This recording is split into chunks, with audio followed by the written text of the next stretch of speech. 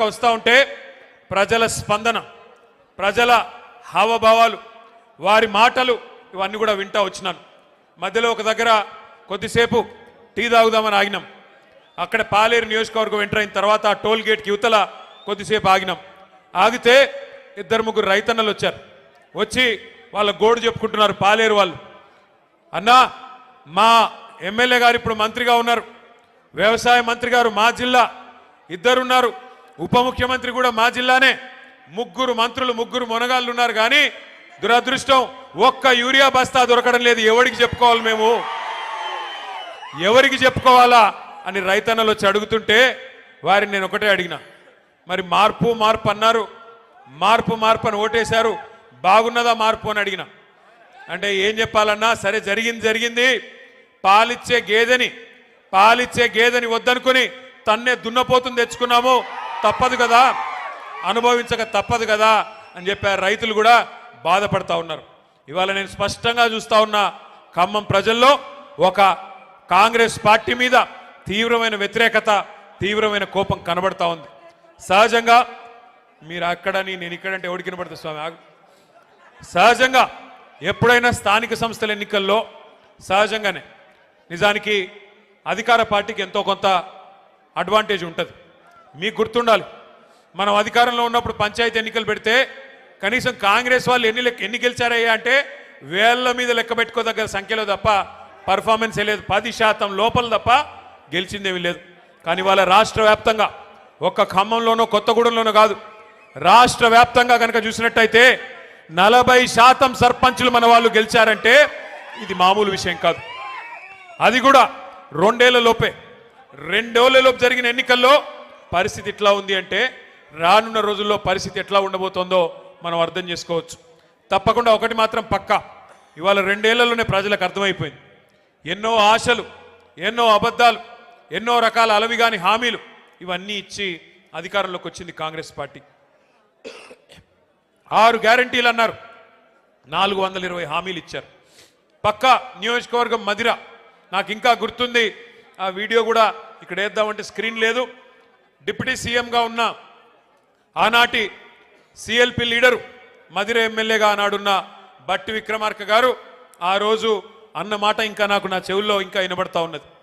Guarantee కార్డులు పట్టుకొని ఆ రోజు ఆయన చెప్తా ఉన్నాడు, భద్రంగా పెట్టుకోండి, గ్యారంటీ కార్డులు భద్రంగా దాచిపెట్టుకోండి, 100 రోజుల్లో, ఇది చాలా విలువైన కార్డు, ఈ కార్డుని మరి భద్రంగా పెట్టుకుంటే 100 రోజుల తర్వాత మా గవర్నమెంట్ రాగానే 2,500 మహిళలకు ఇస్తాం, 4,000 రూపాయలు ముసలోళ్ళకి ఇస్తాం, తులం బంగారం ఇస్తాం, 2 లక్షల ఉద్యోగాలు ఇస్తాం, భద్రంగా పెట్టుకోండి కార్డు అన్నారు బట్టి గారు. మరి ఇవాళ నేను బట్టి గారిని అడుగుతున్నా, బట్టి గారు 100 రోజులు కార్డును పెట్టుకోమన్నారు, మరి ఇప్పుడు 2 ఏళ్ళు అయిపోయింది, ఇప్పుడు ఎక్కడ పెట్టుకోవాలి కార్డు, ఎక్కడ పెట్టుకోమంటావు ఇప్పుడు కార్డు చెప్పు. ఎక్కడ పోయింది నీ 2,500, ఎక్కడ పోయింది 4,000 పెన్షను, ఎక్కడ పోయింది తులం బంగారం, ఎక్కడ పోయినాయి స్కూటీలు, ఎక్కడ పోయినాయి విద్యా భరోసా కార్డులు, ఎక్కడ పోయినాయి 1,00,000 కోట్ల బడ్జెట్, బీసీలకి 42% రిజర్వేషన్లు, చెప్పుకుంటూ పోతే 420 హామీలు. 1 కాదు 2 కాదు, సర్వభ్రష్ట ప్రభుత్వం ఇది. సర్వే సర్వత్రా అందరినీ మోసం చేసిన ప్రభుత్వం. అక్కడ మా తమ్ముళ్ళు 30% అని పట్టుకున్నారు. అది ఎవరి గురించో మీకు తెలుసు. ఒక మంత్రి కాదు, మీ జిల్లాలో అందరు మంత్రులు 30% నడిపిస్తున్నారు. బీ ట్యాక్స్ 30%, ఇక్కడ పక్కన పీ ట్యాక్స్ బాంబులేటి మంత్రి గారికి ఆయన ట్యాక్స్ కూడా 30%. ఏ భూమి ఆయన దగ్గర పోయినా 30% నాకు ఇచ్చేయమని అడుగుతున్నాడు బాంబులేటి గారు. అట్లాగే ఇక్కడున్న తుమ్మల గారు కూడా, ఆయన కూడా అదే పనిలో ఉన్నాడు. ఎవరికి వాళ్ళు 3 ఇవాళ ఏ ఒక్కరు కూడా జిల్లాకి పనికొచ్చే ఒక్క పని కూడా చేయడం లేదు. 3 మోసగాళ్ళు, మొనగాళ్ళు కాదు. ఒకటి మాత్రం వాస్తవం, ఈ 3 మోసగాళ్ళకి అసలైన నాయకుడు ఎవడా అంటే అలీబాబా పైన ఉన్నాడు. ఇక మీరు చూస్తూనే ఉన్నారు ఆయన కథ. అయితే నోరు బారేసుకోవడం, జర్ర జర్ర జర్ర జర్ర జర్ర జర్ర జర్ర తొందరపడక నన్ను మాట్లాడి, ముందే గొంతు బాలేదు మాట్లాడి. నేను ఒక్కసారి మీరు దయచేసి ఆలోచించాలని కోరుతా ఉన్నా. 2 ఏళ్ళు అయిపోయింది, ఎన్ని ఈస్ట్ మన్ కలర్లో సినిమాలు చూపెట్టారు, అద్భుతమైన రంగుల కళ లాంటి సినిమా మీకు ఇది ఇస్తాం అది ఇస్తాం అది చేస్తాం ఇది చేస్తాం.